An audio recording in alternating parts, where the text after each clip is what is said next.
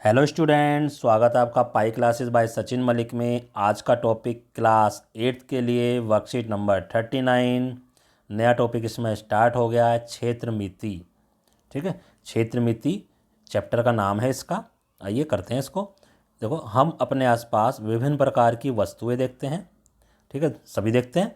सभी वस्तुओं में कोई ना कोई आकृति होती है, ये भी हमें पता है। किसी न किसी आकृति की तो वो होती हैं, जिनमें कुछ वस्तुओं की आकृतियों का स्वरूप कुछ बहुत जटिल, बड़ी कठिन तरह की होती हैं, और कुछ बहुत सरल प्रकार की आकृति होती हैं, जिनको हम देखते ही पहचान लेते हैं।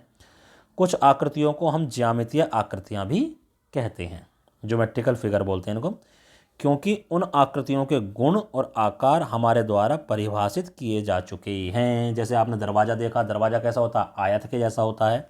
ठीक है, तो ये हमारी ज्योमेट्रिकल फिगर होती हैं।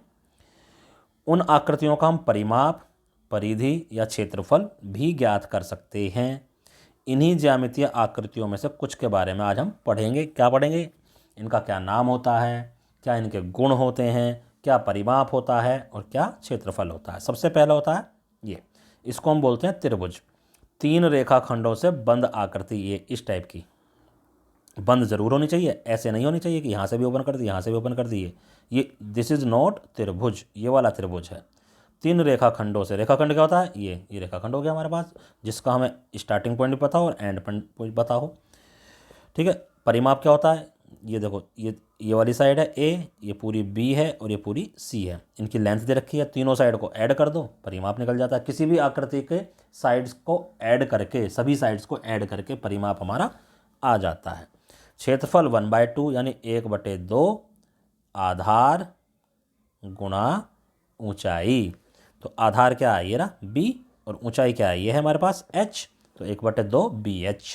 ठीक है, अगली आकृति है हमारे पास वर्ग।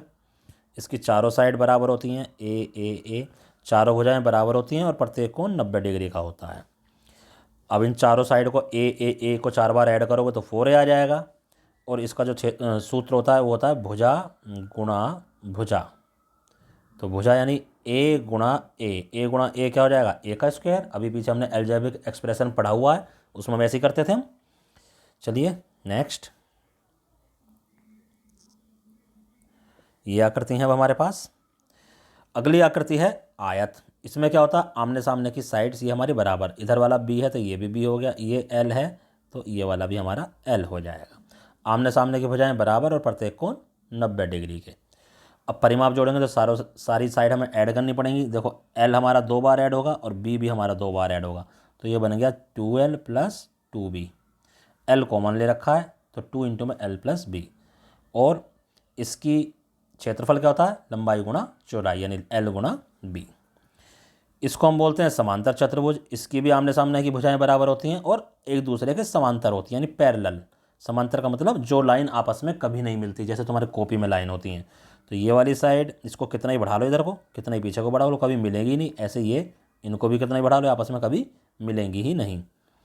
तो इसकी ये वाली साइड बी मानी हुई है, ये ए माना हुआ है, तो ये वाली भी ए हो जाएगी और ये बी हो जाएगी। तो ऐसे ही इसका परिमाप निकालोगे तो 2A + 2B, क्योंकि ए 2 बार जुड़ेगा और बी 2 बार जुड़ेगा। और इसका जो क्षेत्रफल है वो बेस इंटू हाइट, आधार गुणा ऊंचाई। ये आधार है और ये ऊंचाई है। ठीक है, तो ये क्या हो जाता था? आधार गुणा ऊंचाई। ये क्या था? लंबाई गुणा चौड़ाई। ठीक है, अभी आ गया समचतुर्भुज। समचतुर्भुज की भी चारों भुजाएं बराबर होती हैं, जैसे वर्ग में थी। और इसके विकर्ण एक दूसरे के लंब समद्विभाजक। इसके जो विकर्ण होते हैं वो आपस में एक दूसरे को 90 डिग्री पर काटते हैं, और चारों कोण 90 डिग्री के इसमें नहीं होते। तो इसकी भी चारों भुजाएं बराबर होती हैं। तो पेरीमीटर या परिमाप इसका भी 4A हो गया। और क्षेत्रफल हो गया 1/2 पहला विकर्ण गुणा दूसरा विकर्ण। विकर्ण की लंबाइयाँ पता होनी चाहिए। ये विकर्ण है, ये पहला विकर्ण और ये दूसरा विकर्ण, जो आमने सामने के शीर्ष को मिलाता है। ये हो गया समलंब।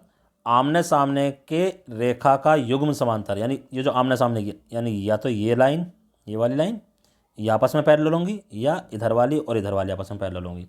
कोई सी भी 2 लाइन आपस में पैरेलल होगी, उनके बीच की दूरी हमें पता होगी, सभी साइड्स हमें दे रखी हैं। तो परिमाप तो हो गया सभी साइड्स का योग, A + B + C + D। और इसका जो सूत्र होता है वो होता है 1/2 पैरेलल साइड, समांतर साइड्स का योग। समांतर साइड कौन कौन सी हैं? ये है A और B, समांतर भुजाओं का योग यानी A + B, और उनके बीच की दूरी यानी h, बीच की दूरी क्या थी h। तो ये हमारा मेन फार्मूला होता है, ऐसे याद रखना इसको। अगला सामान्य चतुर्भुज है ये, इसमें क्या दे रखा है, सारी भुजाएं दे रखी हैं, ये नीचे वाली a, इधर b, ऊपर c और ये d, तो परिमाप तो वही निकल गया। चारों रेखाखंड से बंद आकृति, चारों रेखाखंड बराबर भी हो सकते हैं, कैसे भी हो सकते हैं, इसमें कोई फर्क नहीं पड़ता। इसका एक हमें विकर्ण दे रखा होगा, इसको डायगोनल बोलते हैं हम, विकर्ण। बाकी जो दो शीर्ष बच गए ये वाले, इन दोनों से उस पर लंब गिरा रखा है, ये एक लंब गिरा दिया, एक लंब हमने इधर से गिरा दिया। ये h1 है इसकी लंबाई h2। तो इसका फार्मूला क्या होगा, 1/2 जो लंब गिराए हैं उनका योगफल और जो हमारा d दे रखा था उसकी लंबाई। ये d1 इन्होंने बेकार में लिख रखा है, खाली d लिख दो क्योंकि एक ही विकर्ण हमें गिवन है। ठीक है, अब एक और आकृति बचती है और इस आकृति का नाम बच्चे सभी जानते हैं, वृत्त। एक निश्चित बिंदु से समान दूरी पर स्थित बिंदुओं का बिंदु पथ। मतलब ये एक बिंदु हो गया, इससे समान ये इस दूरी पर हम बार बार ये बिंदु ले लिए हमने बहुत सारे, इस तरह से बनाते जा रहे हैं। अभी तो मैंने थोड़े दूर दूर दिखाए हैं, जब हम इनको बहुत नज़दीक नज़दीक ले लेंगे तो ये इस तरह से लाइन दिखाई देती है। ठीक है, लाइन दिखाई दे रही है, यानी अगर मैं इनको और नज़दीक ऐसा बनाता चला जाऊँ, देखो ये लाइन बढ़ती चली जाएगी, तो इसको हम बोलते हैं वृत्त। इसका जो परिमाप होता है, परिमाप को यहाँ परिधि बोलते हैं, ये होता है 2πr, पाई की वैल्यू होती है 22/7। और इसका जो क्षेत्रफल का सूत्र होता है वो πr²। तो आज हमने नई नई आकृतियाँ कौन सी होती हैं, इनके क्या नाम होते हैं, क्या इनके गुणधर्म होते हैं, क्या इनका परिमाप होता है और क्या इनका क्षेत्रफल होता है, तो आपको ये सारे लर्न करने हैं। और इसी तरह से टेबल बनानी है, बिल्कुल जैसे वर्कशीट में बनी हुई है। कहाँ बनानी है, अपनी कॉपी पर बनानी है और उसकी साफ सी फ़ोटो खींचकर अपने अपने टीचर को व्हाट्सएप या जिस तरीके से भी आप बेटा भेजते हो उनको होमवर्क, उस तरह से आपको भेज देनी है। धन्यवाद।